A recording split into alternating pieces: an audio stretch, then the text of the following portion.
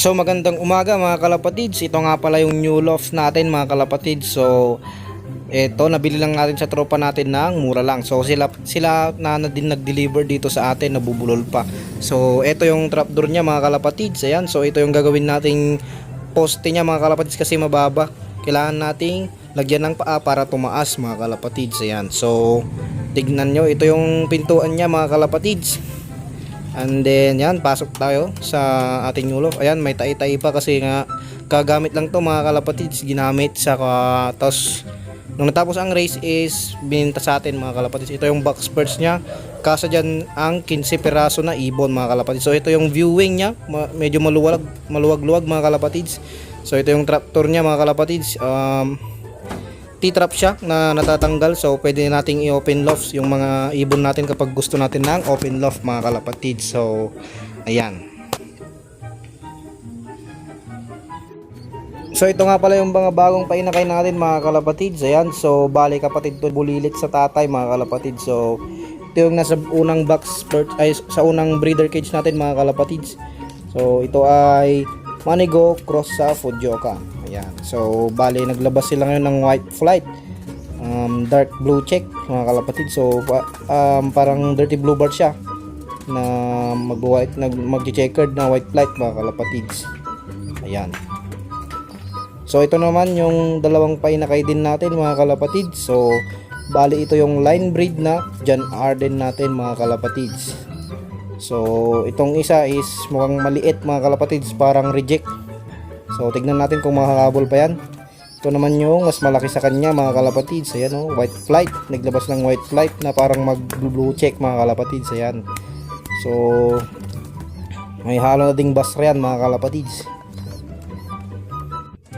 So bali ito si bulilit mga kalapatids, bago natin siya i-load.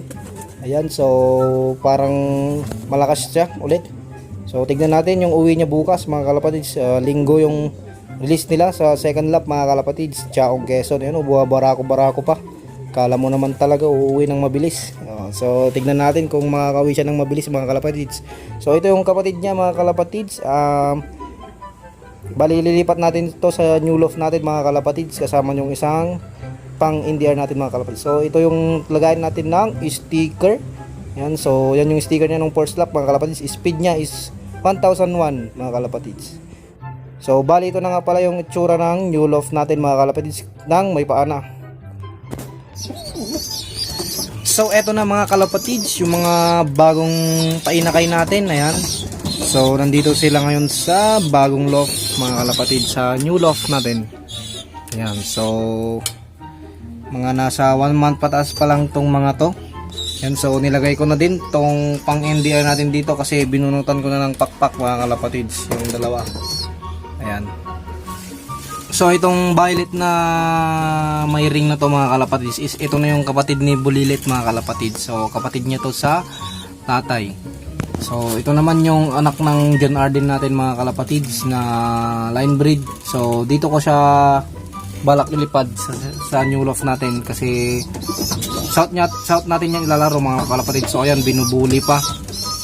So ito na naman yung kapatid ni Bulilit din sa tatay mga kalapatids, cross sa Fujioka mga kalapatids. So dito ko din siya inilagay. Ayan, so tumutukan-tukan naman ng mga yan mga kalapatids. Ayan, okay lang kahit ganyan pa. So binubuli pa. Shoo! Ito din yung pinasuksok natin kay Adam mga kalapatids na pang makdi sana ng north. So ayan, so late na din to mga kalapatids. So ilalaro na rin natin sa south mga kalapatids. So baling ito pala yung viewing ng new loft natin mga kalapatids. So medyo maluwang, ayan. So tapos ito yung trapdoor. Ito din yung mga box spurts nila mga kalapatid. So bali nasa 15 na box yan. So marami-rami yung kaya nitong loft natin mga kalapatid. So pwede pa tayong maglagay dyan ng B-perch. Pati dito mga kalapatid sa side na to. Pati dito sa biladan nila. Pwede tayong maglagay ng B-perch dyan kahit dalawa din dito ay 4. Tapos dalawa din dito sa side na to mga kalapatids. So ayan, bali ito na si Bulilit mga kalapatid. So binigyan ulit natin siya ng kapares for motivation mga kalapatids, kasi second lap na naman ng Mac G. So kargaan nitong mamaya is mga nasa alas 3 mga kalapatids. So Friday pa lang ngayon. So biyahe nila is mayang madaling araw. So pag sa pagkakalam ko is sa Chaong, Quezon ito papakawalan mga kalapatids sa linggo. So bali parang 2 araw nila sa crates, kaya medyo ano na naman, pahirapan na naman siguro pauwian mga kalapatids. So ito yung bagong pinaris natin sa kanya mga kalapatids, yung si Tagos. Ayan, so yung finisher natin sa Ilagan last 2019 North. Ayan, so finisher natin to mga kalapatids. Ayan, so buti na lang nagparis sila kaagad, no? Kasi kung hindi, aawahin to. Sige, sabik naman na silang parehas mga kalapatids, kaya nagparis kaagad. Yan, umuupo-upo na si Bulilit. So bali pinagsulo ko nga sila dito sa loft natin mga kalapatids. So yung mga kasama nila dito is nilagay ko sa kabilang loft para mas okay, wala silang kaagaw. Ayan. So eto mga kalapatids, bali naglipat tayo ng mga young bird natin dito sa new loft. Ayan, so bali 4 lang umpisa natin this first clutch mga kalapatids. So ayan, may pumasok na ibon dito, kulay itim mga kalapatids. So may sticker pa. Ayan, so parang kahawig ni 4 to itim mga kalapatids, pero not sure kasi yung si 4 is dalawa yung singsing niya mga kalapatids. Ayan, so kunin natin yan mamaya mga kalapatids. Tatignan natin kung si 4 nga o iba mga kalapatids. Ayan, so ito dalawang pang norte natin mga kalapatids, marunong na sa box perch. Ayan, so ito yung isang nakamakji natin, itong isa naman is pang old bird. So ayan yung itim mga kalapatids. So bali ang gandang ibon, kanino kaya to? Ayan, may sticker siya mga kalapatids. Ayan, kulay itim, kawig nga ni 4 to. Baka si 4 to mga kalapatids tignan natin. Ayan, yung sticker niya ayan, so parang si 4 nga, pero pagkakalam ko si 4 Borga na mga kalapatids.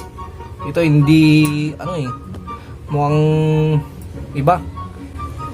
Kaya nang sabi ko kanina mga kalapatids, si 4 ay double tag mga kalapatids, iba. Ito isa lang yung singsing.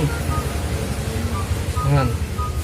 Ito pala na ibon mga kalapatids is yung galing kay Adam mga kalapatids. So nilagay pala dito kanina ng bata, kasi hinawakan niya mga kalapatids, hinipon niya is galing ito tayo stock.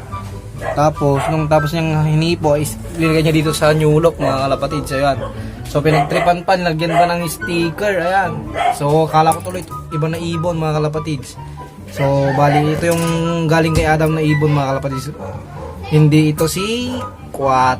Ayan, so yung mga young bird natin dun hindi pa marunong umakyat sa perch. So okay lang yan. Pag tumagal-tagal naman na mga kalapatids is siguro matututunan na nilang umakyat dito, gaya ng 2 to mga kalapatids. So dito ko natatapusin tong video mga kalapatids. Please like, share, and comment, subscribe. Ingat mga kalapatids.